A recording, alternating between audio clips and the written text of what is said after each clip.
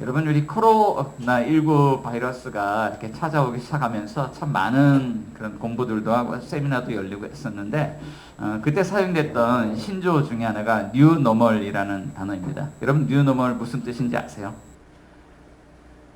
이제 코로나19 때문에 전 세계적으로 전염병장이 닥쳤는데 마스크를 써야 돼요. 그리고 대면으로 만나기보다는 온라인으로 이렇게 만나야 합니다. 자, 전에는 없던 문화가, 낯선 문화가 들어왔습니다. 이것을 새로운 문화가, 전에는 이게 정상이 아니었는데 이제 새로운 문화가 정상이 됐어요. 그래서 이것을 뉴노멀이라고 이야기를 하죠. 자, 오늘 본문 속에 보면, 자, 평상시에 이렇게 익숙했던 사람이 갑자기 낯설어질 수 있나요? 평상시에 익숙했던 사람이 갑자기 낯설어져요. 오늘 본문 속에 나오는 이 제자들이 예수님과 함께 길을 걸어가다가 아주 낯선 그런 예수님의 모습을 보게 되었습니다. 자, 때는요, 예수님께서 어린 나귀 새끼를 타고 입성하셨던 그 종료주일 다음날 월요일 아침이었어요. 자, 예수님과 제자들은 예루살렘에 도착해서 그 예루살렘 인근에 있는 베다니에 숙소를 잡고 머물고 계셨는데, 이제 그날 아침 베다니 숙소를 나와서 예루살렘 성전을 향해서 걷고 있었습니다. 그런데 예수님 배가 고프셨던 것 같아요. 길을 걷다 보니 저 멀리 잎이 무성한 한 무화과 나무가 보입니다. 예수님께서 그 나무를 응시합니다. 그리고 그 나무에 가까이 다가갑니다. 자, 그런데 갑자기 전에 보지 못했던 예수님의 그런 돌발 행동을 보게 된 거예요. 예수님께서 나무를 보시더니 막 화를 내시면서 이렇게 말씀하십니다. 14절 보니까 이르시되 이제부터 영원토록 사람이 내게서 열매를 맺지 못하리라. 내게서 열매를 따먹지 못하리라. 이렇게 말씀하시는 거예요. 당시에 그 나무를 향해서 악담을 쏟아놓는 예수님을 보고 베드로가 이렇게 생각했어요. 야, 예수님이 저 나무를 저주하고 계시는구나. 자, 예수님이 피조 세상을 향해서 저주하시는 모습은 그동안 한 번도 볼 수 없었던 그런 모습이죠. 자, 베드로의 이런 표현을 빌려서 우리도 한번 생각해 볼게요. 자, 예수님은 그날 아침에 왜 이 나무를 저주하셨을까요? 자, 아침부터 배가 고파서 막 짜증이 났을까요? 아니면 배가 고픈데 먹을 열매가 없으니까 막 화가 나셨을까요? 왜 그러셨을까요? 자, 오늘 본문 속에서는 그 이유를 이렇게 알려주고 있어요. 자, 13절 말씀 가운데 보니까 가서 보신즉 잎사귀 외에 아무것도 없더라. 잎사귀 외에 아무것도 없더라. 자, 이런 의미가 있을 것 같습니다. 우리나라에도 이렇게 지역 곳곳에 가보면 무화과 나무를 이제 종종 발견할 수 있죠. 어릴 때 저희 그 교회도 무화과 나무 있었고, 저희 시골에 우리 아이들 외갓집에 가면 거기도 무화과 나무가 큰 게 있어요. 자, 7월달, 8월달 정도 되면요, 이 여름에 무화과 아주 넓게 이렇게 펴집니다. 그리고 잎 옆에 열매들이, 작은 열매들이 얼마나 많이 맺히는지 몰라요. 자, 그리고 이 열매를 언제 따먹냐면 9월달, 10월달, 가을이 되면 그때 이제 따먹습니다. 자, 여름엔 열매가 없죠. 자, 그럼에도 간혹 한 8월달 정도에 조금 이른 열매를 따먹을 때가 있어요. 한두 개 빨갛게 익는 그런 무화과 열매들이 있어서 그것을 간혹 따먹을 수 있습니다. 자, 오늘 본문 보면 당신은 무화과의 때가 아니었다. 근데 잎이 무성했죠.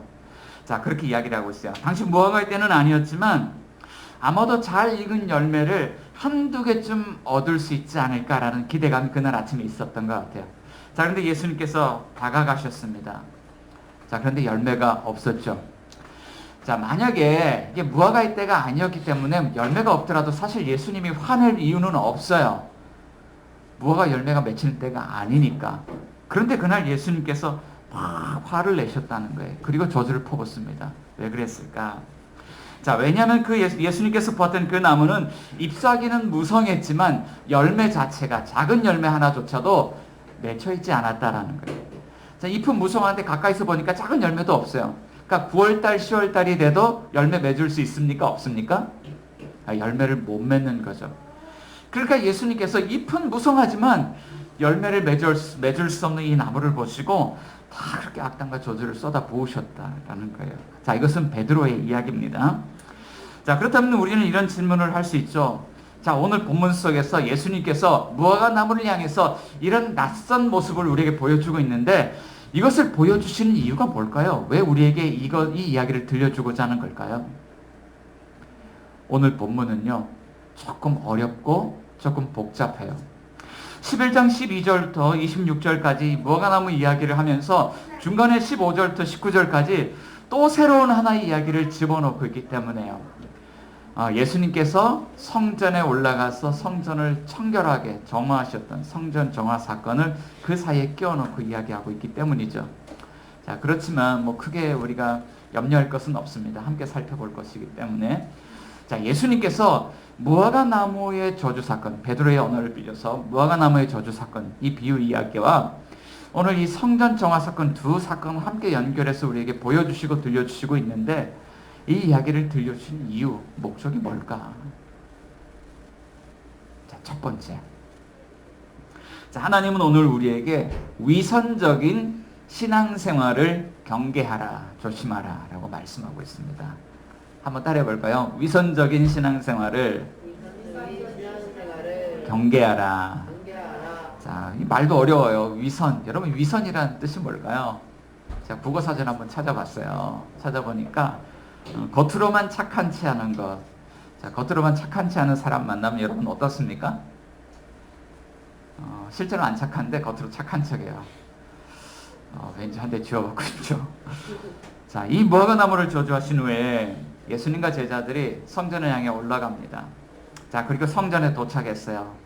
예수님과 제자들이 성전 안으로 들어갑니다. 그런데 그날 아침 제자들은 또 돌발 행동을 하시는 낯선 예수님의 모습을 보게 돼요.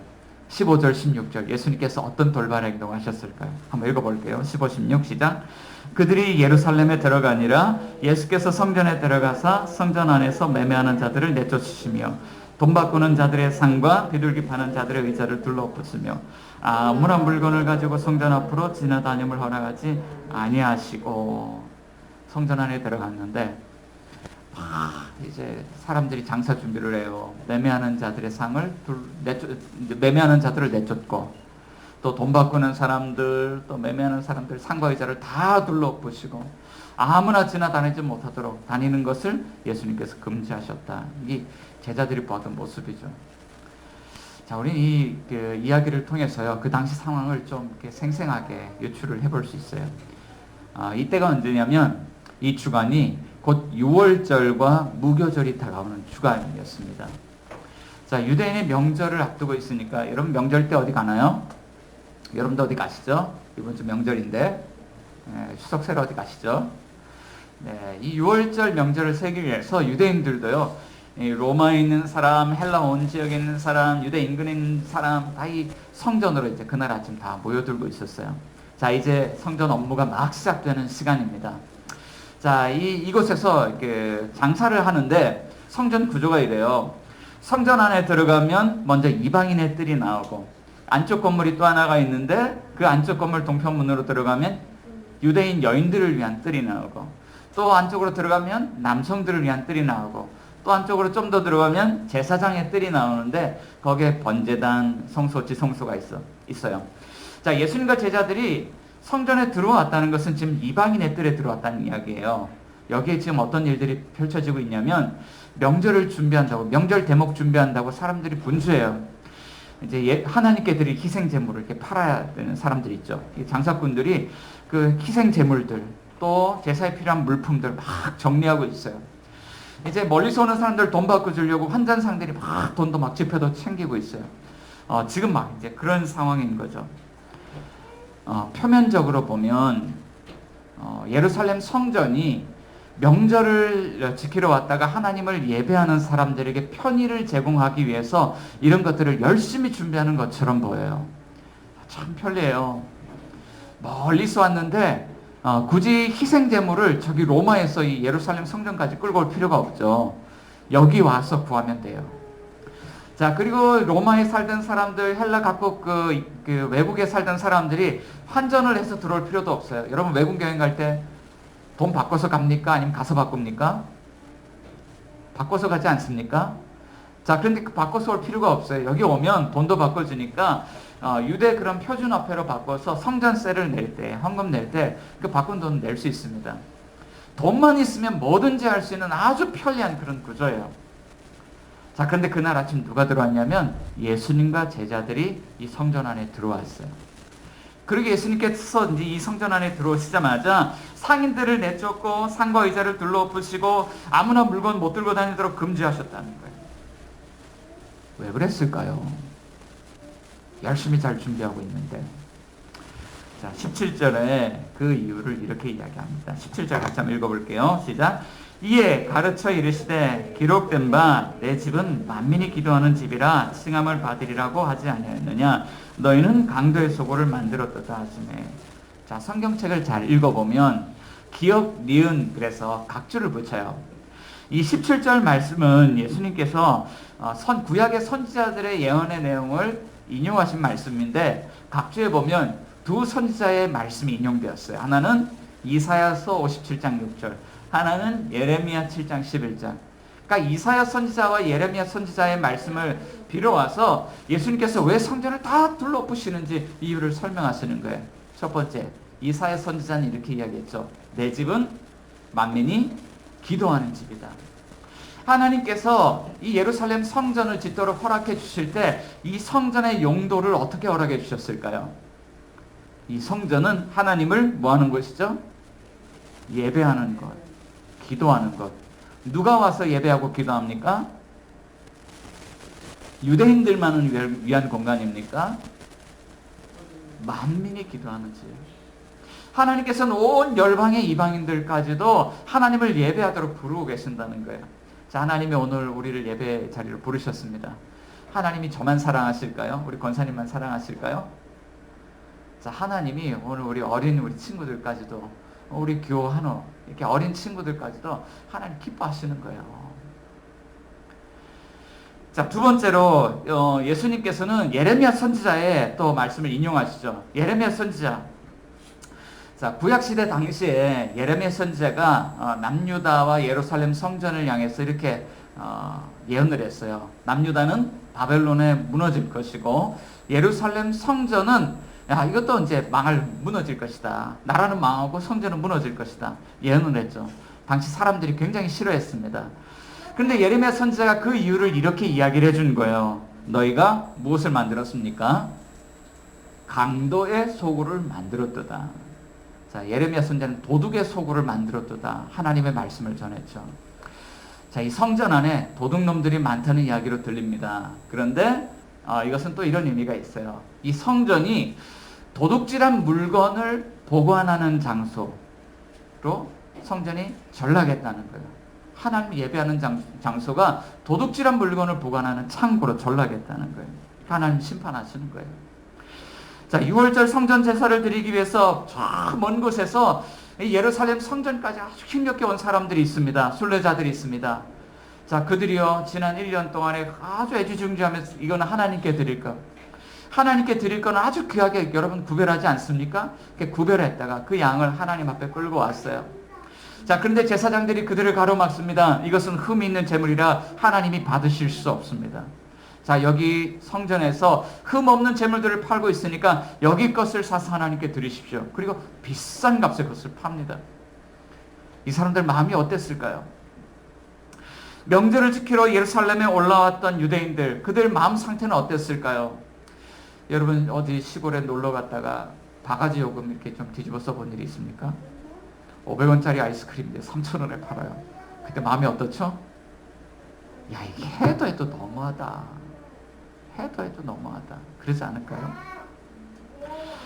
최근에 그 목회와 신학이라는 월간지를 통해서 계속 제기되고 있는 한국교회의 문제 그런 현상들이 있습니다. 탈교회, 탈기독교, 탈종교 현상이에요. 자, 2014년에 한 목협에서 교회 출석하지 않은 신자들에 대해서 이렇게 분포를 조사했더니 10.3%가 거의 안 나오는 거예요.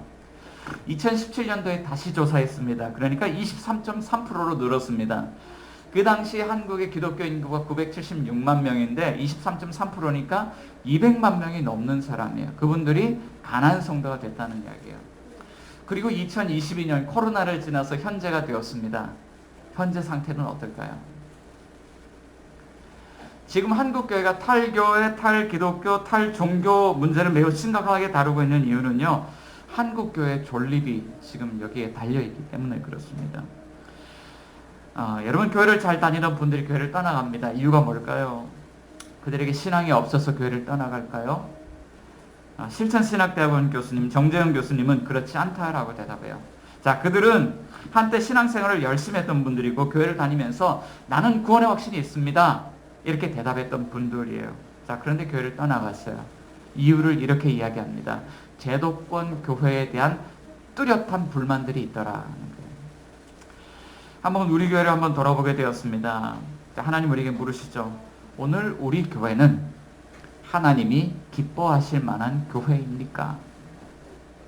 저는 우리 교회가 정말 하나님이 기뻐하실 만한 좋은 교회가 되기를 기도합니다. 자, 그러나 몇 해 전 이 공동체 안에 우리를 떠났던 한 형제가 있습니다. 그는 술을 좋아했어요. 사람을 좋아했어요. 불규칙하지만 건설 현장을 돌아다니면서 일하는 노동자였습니다. 그분이 신앙은 없었지만 매주 교회를 출석했습니다. 자, 그런데 떠날 때 이런 말씀을 남겼어요. 목사님, 왠지 저와 같은 사람은 교회랑은 좀 어울리지 않는 것 같아요. 그 당시 함께 있었던 분들이 교회 밖에서 만났더라면 전혀 차이를 못 느꼈을 분들인데 왠지 교회만 안에만 들어오면 서로가 달라지는 거예요. 그래서 이분이 소외감을 느끼고 떠나면서 그런 이야기를 남겼습니다. 자, 몇 년이 지나도 그 형제의 말이 제 마음속에 남아있는데요. 하나님이 우리에게 원하시는 게 무엇일까요? 공동체 안에서 이렇게 열매를 맺지 못하지만 하나님 앞에서 착해 보이려고 종교적인 열심으로 열심히 예배드리면 하나님 기뻐하십니까? 자, 바로 이것이 위선이죠. 자, 우리가 이런 위선적인 신앙생활을 경계하라고 말씀하고 있는 거예요. 자, 우리는 왜 위선적인 신앙생활을 경계해야 될까요? 자, 둘째로 우리의 소망은 종교적인 열심이 아니라 하나님을 믿는 믿음에 있기 때문이에요. 따라봅시다. 우리의 소망은 종교적인 열심에 있는 게 아니라 하나님을 믿는 믿음에 있습니다. 자, 날이 저물자 예수님과 제자들이 숙소로 갔습니다. 다음날 아침 다시 예루살렘 성전을 향해 나옵니다. 자, 그런데 어제 보았던 그 무화과 나무가 놀랍게도 뿌리째 말라 죽어 있는 거예요. 베드로가 놀랐습니다. 그리고 예수님께 묻습니다. 여짜오되 라비여, 보소서, 저주하신 무화과 나무가 말랐나이다. 선생님, 보세요. 어제 그 선생님이 저주하신 이 무화과 나무가 뿌리째 말랐네요. 선생님, 어떻게 하루 만에 이렇게 나무가 죽을 수 있습니까? 이렇게 묻고 있는 것이죠. 자, 예수님께서 저주하셨던 나무의 상태, 너 다시 열매를 못 맺을 거야 그랬는데 그것보다 훨씬 더 심각한 상태죠. 뿌리째 말라버렸어요. 예수님은 제자들에게 어떻게 대답하셨을까요? 자, 22절 우리 같이 한번 읽어볼게요. 22절 시작. 예수께서 그들에게 대답하여 이르시되 하나님을 믿으라. 왜 이렇게 됐냐 묻고 있는데 예수님이 하나님을 믿으라 그래요. 왜 예수님께서 그렇게 대답을 하셨을까요? 아마 그 중간에 나온 사건과 좀 연관지어 생각해보면 이런 의도가 있을 것 같아요. 예수님은 자신을 따르는 제자들이 하나님을 예배하기 위하여 성전에 올라갈 때 종교적인 어떤 행위나 어떤 열심에 포커스를 맞추는 것이 아니라 예배의 대상인 하나님께 포커스를 맞추길 원하시는 것 같아요. 잎이 무성한 무화과 나무는 열매를 맺어야 합니다. 그런데 그 목적대로 열매를 맺지 못했죠. 우리가 성전에 올라갈 때 우리는 하나님을 예배하러 가는 거예요. 갈 때 포커스를 이제 찬양 잘하고 어떤 열심히 말씀 듣고 졸지 않고 말씀 듣고 이런 거보다도 하나님께 포커스를 맞추고 있냐. 주님 이제 그걸 이제 묻고 있는 것이죠. 자, 여러분의 포커스는 어디에 맞춰져 있습니까? 여러분의 포커스, 여러분은 어디에 초점을 맞추고 오늘 예배를 드리고 있습니까? 자, 오늘 예수님은요, 이런 제자들에게 하나님을 믿으라고 말씀하세요. 자, 예수님은 제자들에게 이렇게 말씀하십니다. 하나님 믿으라 그러면서 하나님을 어떻게 믿어야 되는지 그 믿는 믿음에 대해서 이야기하시고 우리가 믿는 하나님이 어떤 분인지에 대해서 이야기를 해요. 23절 한 번 더 읽어볼게요. 23절 시작. 내가 진실로 너희에게 이르노니 누구든지 이 산더러 들려 바다에 던져지라 하며 그 말하는 것이 이루어질 줄 믿고 마음에 의심하지 아니하면 그대로 되리라. 자, 예수님 하나님 믿으라 그러는데 어떻게 믿어야 됩니까? 그거에 대해서 하나님 믿을 때 두 가지 믿음의 측면이 있어요. 하나는 소극적인 건데 절대로 하지 말아야 될 것. 마음에 의심하지 말라는 거예요. 자, 그리고 하나님 믿을 때 어떻게 해야 됩니까? 우린 적극적으로 하나님의 말씀이라면 하나님 말씀대로 이루어질 줄을 믿으라는 거예요. 아, 하나님 말씀대로 행하시는 분이구나. 자, 그런데 어떤 말씀을 믿을까요? 23절 가운데 보면 어떤 말씀을 믿어야 되냐면 이 산더러 들려 바다에 던져지라 하면 그대로 된다는 거 믿으라는 거예요. 여러분, 여기 백두산이 있습니다. 이 백두산을 들어서 바다에 던져지라. 여러분, 이거 믿을 수 있습니까?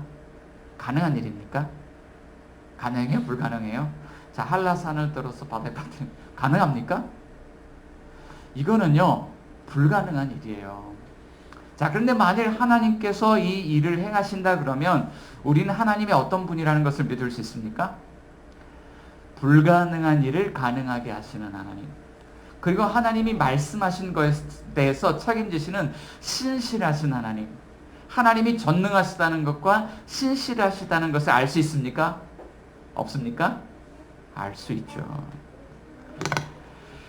자, 그런데 오늘 베드로가 예수님께 물어요. 예수님의 행위가 무화과나무를 저주한 것이라고 생각하는데 자, 어떻게 이렇게 됐습니까? 묻고 있어요. 그런데 예수님께서 이 무화과나무 저주 비유 사건을 통해서 베드로에게 보여주신 게 뭐냐면 바로 이거예요. 베드로는 저주했다고 생각했지만 예수님은 그게 아니에요. 이 나무에 열매가 하나도 없으니까 야, 너는 앞으로 사람들이 원할 때 앞으로 열매를 맺지 못할 거야. 근데 다음날 뿌리째 말라 죽었어요. 예수님께서 말씀하신 대로 됐습니까? 안 됐습니까? 우리는 그런 일이 우리 생각 속에 일어날 거라고 생각하지 않아요. 그런데 예수님이 말씀하시니까 말씀하신 대로 돼요. 예수님이 누구라는 이야기입니까? 예수님 바로 불가능한 것을 가능하게 하시는 하나님이시고 예수님이 말씀대로 말씀을 성취하시는 신실하신 하나님이라는 것을 그날 그 사건을 통해서 제자들에게 보여주신 거예요. 그리고 하나님 믿어라 라고 말씀하고 있다는 거예요.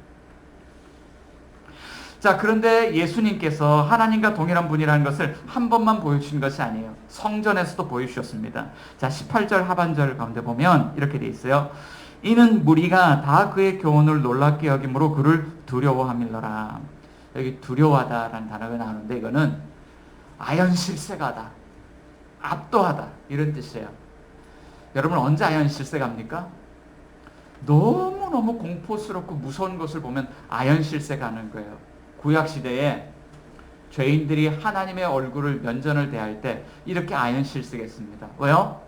거룩하신 하나님을 만날 때 죄인은 그 자리에서 죽을 수밖에 없기 때문에 하나님 바로 치시기 때문에 하나님 죄를 미워하시잖아요. 자, 근데 신약 성경 복음서를 읽어보니까 그런 장면들이 여러 나와요.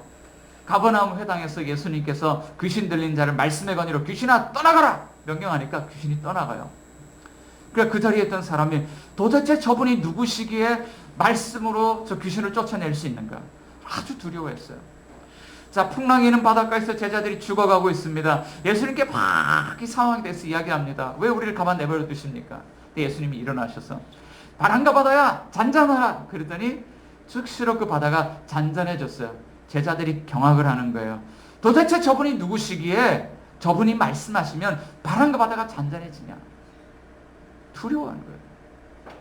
자, 그런데 오늘 이 말씀 속에 성전에서요, 대제사장과 서기관들 이렇게 종교 지도자들이 있는 그 자리에서 자, 예수님께 성전을 정화했습니다. 그런데 아무도 예수님이 하는 일을 반대하지 못해요. 왜냐하면 예수님의 말씀 속에서 그 두려우신 하나님의 권위가 드러났기 때문이죠.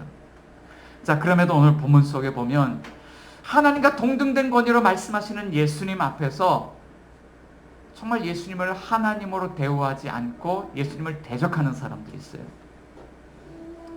18절 한번 읽어볼게요. 18절 시작. 대제사장들과 서기관들이 듣고 예수를 어떻게 죽일까 하고 깨우니. 자, 여기 한 사람만 더 끼워놓을게요. 대제사장들과 장로들과 서기관들이. 여러분, 그러면 그 사람들을 우리가 뭐라고 부를까요? 자, 유대인들 가운데 그 사람은 특별한 부류입니다. 산헤드린 공회요. 유대의 최고 재판 기구를 구성하는 사람들. 유대의 종교, 정치, 행정, 사법을 모두 움직이는 사람들. 유대인들 중에서도 공권력을 가진 최고 지도자들. 자, 성전에 그 대제사장들과 서기관들이 서서 있었는데 예수님을 보고 우와, 하나님이 오셨구나. 엎드린 것이 아니라 예수님 보고 저 사람 죽여야 되겠어. 우리에게 위협이 돼. 라고 이야기했다는 거예요. 왜 그랬을까요? 그들은 예수님 때문에 그날 아침 경제적인 손해를 봤습니다. 그들은 예수님 때문에 그날 아침 이 권위가 실추되었습니다. 자, 예수님이 그날 말씀의 권위를 드러내셨음에도 불구하고 이것을 보고 그들은 자신들의 힘과 권력을 이용해서 예수님을 죽이려고 하고 있는 거예요. 돈과 권력을 가진다는 건 이런 겁니다. 정치를 하는 분들이 공권력을 가지면 무서운 이유가 바로 여기에 있죠. 자, 공권력을 가진다는 것은 하나님을 무시하고 자신들의 힘을 이용해서 세상을 움직일 수 있다는 것을 의미하죠. 교회가 돈과 권력을 가지면 교회는 망합니다. 지난주 권사님이 기도 제목을 나누시는데 이웃 성도들 마음이 참 강팍해진 것 같아요 라는 이야기를 들려주셨어요. 자, 그런데 이것이 우리 이웃교회 문제만은 아니고요, 한국교회 전반의 문제입니다. 교회에 다니던 신자들이 교회를 떠나는 이유가 무엇일까요? 교회가 세상보다 더 세속화되며 타락했기 때문이죠. 돈과 권력을 사랑하는 교회. 더 이상 강단에서 하나님의 말씀을 힘있게 선포하지 못합니다. 이런 교회는 복음의 본질을 잃어버렸습니다. 자, 교회가 변질되고 나니까 사람들이 이런 교회의 신물을 느끼면서 교회를 떠나가는 거예요. 교회는 타락한 세상을 향해서 하나님의 능력을 선포하고 하나님의 신실하심을 선포할 수 있어야 합니다. 세상에 물들지 않은 교회가 거룩한 교회가 세상을 정화시킬 수 있고 세상을 빛된 진리로 인도할 수 있는 것입니다. 어떻게 그렇게 할 수 있을까요? 자, 하나님은 우리에게 이렇게 말씀하십니다. 우리에게 임한 저주를 축복으로 바꾸어 주시는 한 사람 때문에 다시 시작할 수 있다고 말씀해요. 자, 따라해 볼게요. 우리에게 임한 저주를 축복으로 바꾸어 주시는 한 사람이 있습니다. 누구일까요? 자, 오늘 본문 속에서 잎이 무성한데 열매를 하나도 맺지 못하는 나무. 그것이 상징하는 것은 당대 유대 종교인들, 또 시장터에서 돈을 벌려고 하는 유대 종교인들이었겠지만, 자, 이 이야기는 오늘 이 시대 복음의 그런 본질을 잃어버린 한국 교회, 또 오늘 우리를 향한 말씀이죠. 자, 오늘 우리도 자유롭지 못합니다. 이제부터 영원토록 사람이 내게서 열매를 따먹지 못하리라 주님이 말씀하신다면 우리도 뿌리지 말라 죽을 수밖에 없죠. 자, 그렇지만 예수님은 우리에게 그런 악담을 퍼붓지 않았어요. 우리에게 뭐라고 말씀하시냐면 하나님을 믿으라고 말씀합니다. 자, 그렇다면 예수님은 산헤드린 공회를 향해서 악담과 저주를 퍼부으셨을까요? 자, 산헤드린 공회는 예수님을 죽이고자 꾀하고 있습니다. 그럼에도 오늘 본문을 보면 예수님께서 그들을 향해서 내가 너희를 심판할 거라고 말씀하지 않으세요. 자, 예수님께서 오늘 우리에게 주신 목적이 바로 이것이기 때문이죠. 마가복음 10장교 앞에서 이런 말씀하셨어요. 인자가 온 것은 섬김을 받으려 함이 아니라 도리어 섬기려 하고 자기 목숨을 많은 사람의 대속물로 주려 함이니라 라고 말씀하고 있죠. 하나님과 동등된 그분이 자기 목숨을 우리를 위해서 내어주러 오셨다고 말씀합니다. 자, 바로 십자가의 죽음을 의미하는 것이죠. 그런데 이 죽음이 무엇을 의미할까요? 사도 바울은 훗날 갈라디아서 3장 13절에서 그 죽음을 또 이렇게 해석했습니다. 그리스도께서 우리를 위하여 저주를 받은 바 되사 율법의 저주에서 우리를 속량하셨으니 기록된 바 나무에 달린 자마다 저주 아래 있는 자라 하였습니다. 예수님께서 십자가에 달려서 죽으실 텐데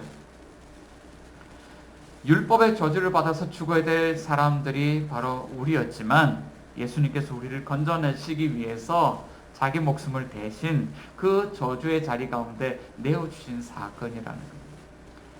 우리는 그 무화과 나무처럼 저주를 받아서 우리가 죽어야 되는데 그 저주받은 나무에 누가 달리셨냐면 예수님이 대신 달리셨다는 거예요.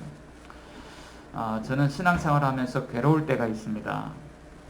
삶은 분주한데 돌아보면 열매가 별로 없을 때가 있어요. 기도해야 되는데 기도하지 못하고, 말씀을 더 깊이 묵상하고 말씀과 더 친해야 되는데 그러질 못하고, 교회 밖 비신자들에게 찾아가서 복음을 전해야 되는데, 우리 어려운 이웃들의 손을 한 번이라도 더 붙들어 줘야 되는데, 우리 가정에서 아이들 잘 키워야 되는데 그러지 못할 때마다 제 마음은 힘이 들 때가 있습니다. 그래서 이 잎만 무성하고 열매 맺지 못하는 나무가 바로 저죠. 자, 그런데 이런 말씀을 들을 때 주님이 놀라운 이야기를 속삭여 주시는 거예요. 우리를 심판하실 수 있는 말씀의 권위를 가지신 유일하신 예수님이 우리 대신해서 율법의 저주를 당하시고 우리의 삶을 저주에서 건져내어 주셔서 하나님 나라의 축복을 얻게 해주셨다라고 하는 것이죠. 그러면 우리 이제 어떻게 살아야 됩니까? 복음의 진리를 의심하지 말고 하나님 나라가 임할 것을 믿으며 살아가야 되지 않겠습니까? 사랑하는 여러분, 하나님 우리에게 물으십니다. 여러분은 어떤 나무입니까? 주님은 오늘 우리를 저주에서 축복으로 옮겨주는 바로 그 십자가의 은혜 앞으로 우리를 초대하십니다. 여러분도 열매가 없어서 마음이 괴로울 때가 있습니까? 내가 한 것이 아무것도 없어서 주님 앞에 내밀 수 있는, 자랑할 수 있는 것이 아무것도 없어서 부끄러울 때가 있습니까? 그럼에도 불구하고 주님은 하나님을 믿으라, 주님은 나를 믿으라고 말씀하십니다. 여러분, 십자가에서 저주에서 축복으로 우리의 삶을 바꾸신 그 분, 우리 주 예수 그리스도를 믿으십시다. 하나님은 그리스도 안에서 우리에게 주님의 성령을 부어주셔서 다시 새로운 열매를 맺을 수 있도록 도와주실 것입니다. 우리 같이 한번 기도합시다. 오늘 말씀 생각하면서